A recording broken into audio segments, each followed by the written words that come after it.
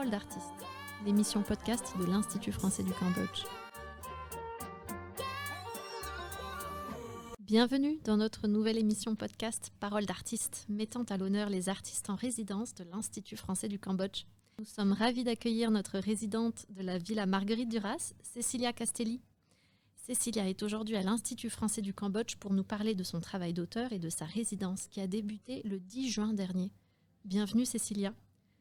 Tout d'abord, un petit mot de présentation. Vous êtes née à Ajaccio, en Corse, où vous vivez actuellement.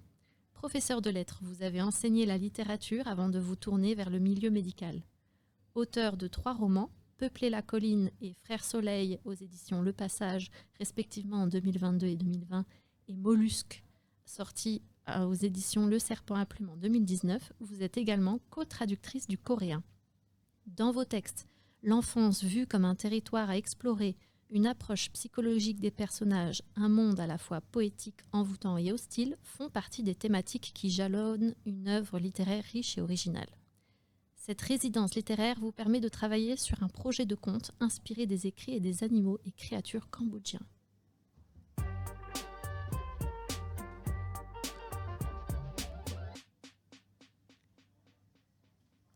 Cécilia, vous êtes ici au Cambodge en qualité de résidence de notre programme La Villa Marguerite Duras. Est-ce votre première fois au Cambodge ? Bonjour Galvin. J'ai l'immense plaisir d'avoir été sélectionnée pour cette résidence d'écriture. Et je remercie chaleureusement l'Institut français du Cambodge pour son accueil. Je n'avais encore jamais voyagé en Asie et donc effectivement, c'est ma première fois au Cambodge. Même si je me suis beaucoup documentée avant ma venue, je suis arrivée ici, on va dire, avec un regard entièrement neuf. Et comment vous est venue l'idée de ce projet ? Dans mes romans, j'accorde une large place à la nature qui joue toujours un rôle déterminant dans l'histoire. Et étant corse et vivant ainsi sur une île, je suis assez influencée par l'environnement dans lequel j'ai grandi, par la mer, la faune, la flore et toute la culture méditerranéenne. Pour ce projet, j'avais besoin sûrement d'un nouveau défi, de sortir de ma zone de confort, d'élargir mon horizon. Comme pour mes précédents romans, le titre m'est venu en premier avant même l'histoire. Alors ici, c'est une histoire de forêt et de serpents, mais je ne vais pas en dire davantage. Et ce sont mes recherches qui m'ont mené vers la figure du Naga.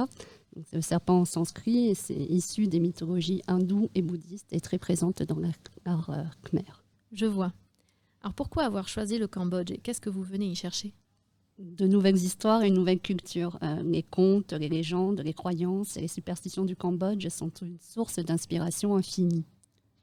Ici, tout a un sens, tout est message ou présage. Au quotidien, sacré et profane s'entremêlent, enfin, il me semble. Pour citer Solange Thierry, dont j'ai découvert les ouvrages ici, notamment grâce à la médiathèque de l'Institut, il y a cette citation qui me plaît, donc Solange Thierry dit « Plantes, animaux, hommes participent à ce mouvement qui enchaîne sans fin la vie à la mort et à la renaissance. Mais les êtres surnaturels, dieux, esprits, ancêtres, démons, font eux aussi partie de cet espace et de ce temps. » Il me semble que c'est une citation qui illustre tout à fait ce que je viens chercher ici. Et quelles sont vos sources d'inspiration pour vos écrits ? Bien évidemment, si les livres, les films et toutes les formes d'art sont source d'inspiration pour moi, je suis particulièrement sensible à l'éruption dans la vie de tous les jours, de ces moments qui amènent, si ce n'est la magie, qui amènent de la poésie. Alors, ça peut être des rencontres avec des personnes qui vous touchent droit au cœur, ou alors des situations insolites, comme par exemple ces 3 chiens dont l'un était aveugle, qui m'ont suivi dans le temple de Wat Bo quand j'étais à Siem Reap, et qui se sont ensuite couchés chacun sur une sépulture. Ça a donné une image très étonnante, comme si c'était les gardiens de ces âmes qui étaient parties. Ou encore ces innombrables toiles d'araignées qui volaient au gré du vent au-dessus du Mékong. C'était assez impressionnant, au-dessus du Mékong et de la ville de Phnom Penh. Donc c'était très étonnant de voir ces toiles comme, qui voletaient au-dessus de la ville. C'était très poétique. À chaque fois que vous vous lancez dans un nouveau projet en tant qu'auteur, est-ce que vous suivez une méthode d'écriture particulière ou est-ce que vous laissez votre intuition prendre le dessus ? Je n'ai pas particulièrement de rituel d'écriture. Mais je ne peux pas commencer à écrire une histoire sans avoir le titre. Pour moi, c'est le point de départ. Et dans un premier temps, une fois la thématique définie, je m'autorise la plus grande liberté possible. En général, les personnages finissent par vivre d'eux-mêmes et raconter l'histoire qu'ils ont à raconter, et j'aime me laisser surprendre. Ensuite, bien sûr, vient la phase de réécriture, tout aussi importante. Depuis votre arrivée, vous avez rencontré de nombreuses personnes de la scène culturelle ou des locaux. Quelle rencontre vous a le plus marqué ? J'ai eu la chance d'avoir été présentée à de nombreux spécialistes, écrivains, éditeurs, libraires, anthropologues, qui m'ont tous appris énormément, chacun dans leur domaine respectif.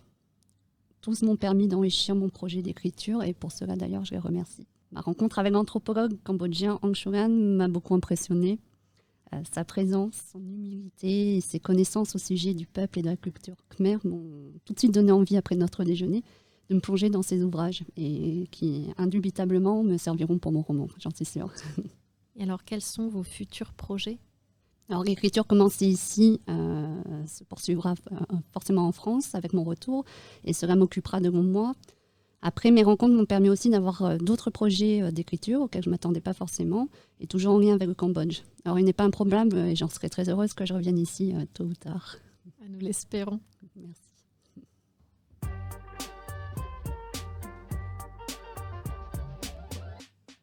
Parole d'artiste, l'émission podcast de l'Institut français du Cambodge touche déjà à sa fin et je tiens à remercier chaleureusement Cécilia Castelli de s'être livrée sur son travail dans cette émission.